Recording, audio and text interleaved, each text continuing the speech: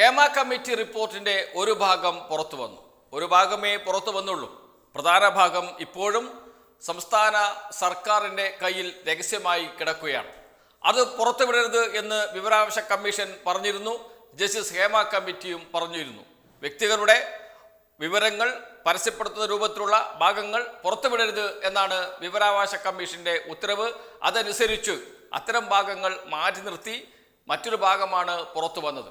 എന്ന് വെച്ചാൽ പ്രധാനപ്പെട്ട വിവരങ്ങൾ, വ്യക്തികളുടെ വിവരങ്ങൾ ഉൾപ്പെടെയുള്ളവ, ആളുകളുടെ പേരുകൾ ഉള്ള ഭാഗങ്ങൾ, അവ ഇപ്പോഴും പുറത്തു വന്നിട്ടില്ല. ഇത്രയും ഭാഗം പുറത്തു വന്നപ്പോൾ തന്നെ വലിയ കോളിളക്കമായി സിനിമാ മേഖലയിൽ. വലിയ കോളിളക്കം എന്ന് പറഞ്ഞാൽ പോരാ, വലിയ ഭൂകമ്പമായി എന്ന് പറയേണ്ടി വരും. സിനിമാ മേഖലയിൽ വലിയ ചലനങ്ങളാണ് സൃഷ്ടിച്ചു കൊണ്ടിരിക്കുന്നത്. സിനിമാ മേഖലയിൽ മാത്രമല്ല, അത് കേരളത്തിൽ രാഷ്ട്രീയ ചർച്ചയായി. എല്ലാ വിഭാഗം ജനങ്ങളും ഇപ്പോൾ ചർച്ച ചെയ്തുകൊണ്ടിരിക്കുന്ന പ്രധാനപ്പെട്ട വിഷയം സിനിമാ മേഖലയിലെ പ്രശ്നങ്ങളും ഹേമ കമ്മിറ്റി റിപ്പോർട്ടുമാണ്. ഹേമ കമ്മിറ്റി റിപ്പോർട്ട് പുറത്തു വന്നതോടുകൂടി സിദ്ദിഖ് രാജിവെച്ചു. നടൻ സിദ്ദിഖ് അമ്മയുടെ ജനറൽ സെക്രട്ടറിയാണ്. അദ്ദേഹം ആ പദവിയിൽ നിന്ന് രാജിവെക്കേണ്ടി വന്നു. ഹേമ കമ്മിറ്റി റിപ്പോർട്ടിലെ വെളിപ്പെടുത്തലെ തുടർന്നല്ല സിദ്ദിഖ് രാജിവെച്ചത്. പക്ഷേ ഹേമ കമ്മിറ്റി റിപ്പോർട്ടിന്റെ ഒരു ഉപോൽപ്പന്നമാണ് സിദ്ദിഖിന്റെ രാജി എന്ന് പറയാതിരിക്കാൻ കഴിയില്ല. ഹേമ കമ്മിറ്റി റിപ്പോർട്ട് പുറത്തു വന്നു. അതിൽ പല വെളിപ്പെടുത്തലുകളുമുണ്ട്. സിനിമയിൽ സ്ത്രീകൾ അനുഭവിക്കുന്ന പ്രശ്നങ്ങൾ എന്താണ് എന്ന്, ഏതൊക്കെ രൂപത്തിലാണ് അവർ പീഡിപ്പിക്കപ്പെടുന്നത് എന്ന് എണ്ണി എണ്ണി പറയുന്നുണ്ട് ഹേമ കമ്മിറ്റി റിപ്പോർട്ടിൽ.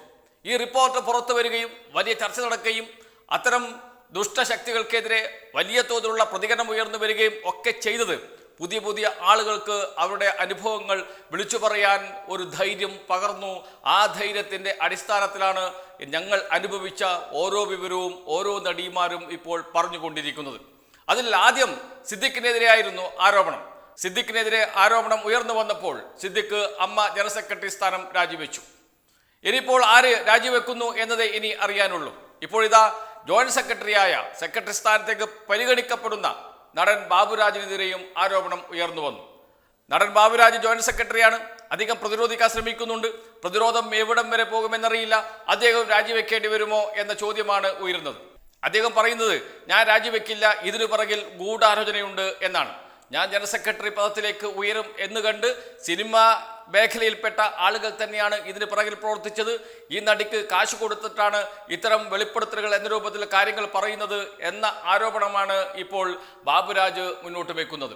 ഏതായാലും ചർച്ച കൊടുമ്പിരി കൊണ്ടുപോവുകയാണ്. അമ്മയിൽ നിന്ന് ആളുകൾ രാജിവെച്ചു പോകേണ്ടി വരുന്ന അവസ്ഥയിലേക്ക് മുകേഷിനെതിരെ ഇടവേള ബാബു, അദ്ദേഹമാണ് ഏറെക്കാലം ഈ സംഘടനയെ നയിച്ചത്. ഇടവേള ബാബുവിനെതിരെ ആരോപണം ഉയർന്നു വന്നിട്ടുണ്ട്. നേരത്തെ പറഞ്ഞു ബാബുരാജിനെതിരെ ഉയർന്നു വന്നു. ഇതിലേറെ പറയുന്നു നടൻ ജയസൂര്യക്കെതിരെ ആരോപണം ഉയർന്നു വന്നു. മണിയമ്പിള്ള രാജുവിനെതിരെ ആരോപണം വരുന്നു. അങ്ങനെ വിവിധ തലത്തിൽ നിന്ന് ആരോപണങ്ങളുടെ കൊടുങ്കാറ്റ് എന്ന് വേണമെങ്കിൽ പറയാം. ആ കൊടുങ്കാറ്റിൽ ആടി ഉലയുകയാണ് അമ്മ എന്ന സംഘടന. അമ്മ എന്ന സംഘടനയുടെ പ്രസിഡന്റ് മോഹൻലാലാണ്. മോഹൻലാൽ ഇപ്പോൾ രാജിവെക്കും എന്ന വാർത്തകളാണ് ഏറ്റവും ഒടുവിൽ പുറത്തു വരുന്നത്. അദ്ദേഹത്തിന് സംഘടനയെ മുന്നോട്ട് കൊണ്ടുപോകാൻ കഴിയില്ല. അദ്ദേഹത്തിന്റെ ശക്തി എന്ന് പറയുന്നത് സിദ്ദിഖായിരുന്നു. നേരത്തെ അദ്ദേഹത്തിന്റെ ശക്തി എന്ന് പറയുന്നത് ഇടവേള ബാബുവായിരുന്നു. ജനറൽ സെക്രട്ടറിയാണ് സംഘടനയെ മുന്നോട്ട് കൊണ്ടുപോകേണ്ടത്. ഒരു അലങ്കാരിക പദവി മാത്രമാണ് പ്രസിഡന്റ് പദവി. പക്ഷെ സിദ്ദിഖ് രാജിവെച്ചതോടുകൂടി ഇനി ആര് എന്ന ചോദ്യം ഉയരുന്നു. ആ സ്ഥാനത്തേക്ക് പുതിയ ആളെ കണ്ടെത്താൻ യോഗം വിളിച്ചു ചേർത്തു. ആ യോഗത്തിൽ പങ്കെടുക്കാൻ കഴിയില്ല എന്ന് മോഹൻലാൽ അറിയിച്ചു. മറ്റെന്തൊക്കെയോ തിരക്കുണ്ട്, അതുകൊണ്ടാണ് പങ്കെടുക്കാൻ കഴിയാത്തത് എന്ന വാർത്തകളാണ് വരുന്നത്. ഓൺലൈൻ യോഗം വേണ്ട, നേരിട്ടുള്ള യോഗം മതി എന്ന ചർച്ചകൾ ഉയർന്നു വരികയും അതനുസരിച്ച് യോഗം മാറ്റി എന്ന വാർത്തകളാണ് വരുന്നത്. ഓൺലൈൻ യോഗം വിളിച്ചാൽ അതൊക്കെ റെക്കോർഡിക്കലായി മാറും, പറയുന്ന കാര്യങ്ങൾ മുഴുവൻ റെക്കോർഡാവും. അതുകൊണ്ട് അത് നാളെ വലിയ പ്രശ്നങ്ങൾ ഉണ്ടാക്കും എന്നതുകൊണ്ടാണോ നേരിട്ട് യോഗം വിളിക്കാം, എല്ലാവരും പങ്കെടുത്തുകൊണ്ട് യോഗം വിളിക്കാം എന്ന ചർച്ചയിലേക്ക് വന്നത്, എന്ന തീരുമാനത്തിലേക്ക് വന്നത് എന്ന ചോദ്യവും ആ സമയത്ത് തന്നെ ഉയർന്നിരുന്നു.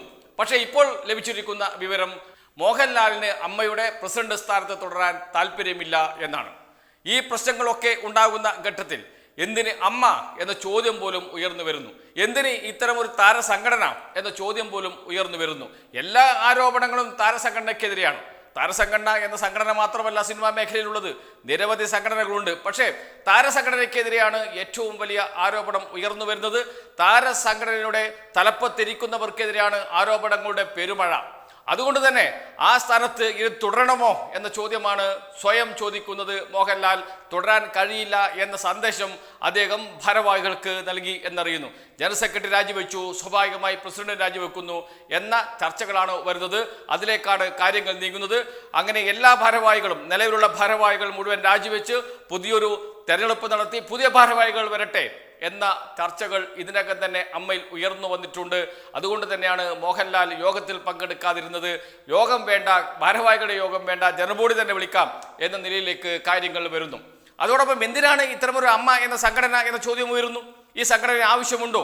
ഇങ്ങനെ എല്ലാവരും കൂടി കടന്നാക്രമിക്കുന്ന ഈ സംഘടന എന്തിന് തുടരണം എന്ന ചർച്ചകളും അമ്മയ്ക്കകത്ത്, താര സംഘടനയ്ക്കകത്ത് നടക്കുന്നു എന്ന വാർത്തകളും പുറത്തു വരുന്നു. എന്ന് വെച്ചാൽ അമ്മ തന്നെ പിരിച്ചുവിട്ടും എന്ന ചർച്ച അല്ലെങ്കിൽ അത്തരം നീക്കം നടക്കുമോ എന്ന സംശയത്തിലാണ് അമ്മയിലെ അംഗങ്ങളും സിനിമാ ലോകവും. ഇനി എന്തിനാണ് അമ്മ എന്ന സംഘടന എന്ന ചോദ്യമാണ് ഉയർന്നത്.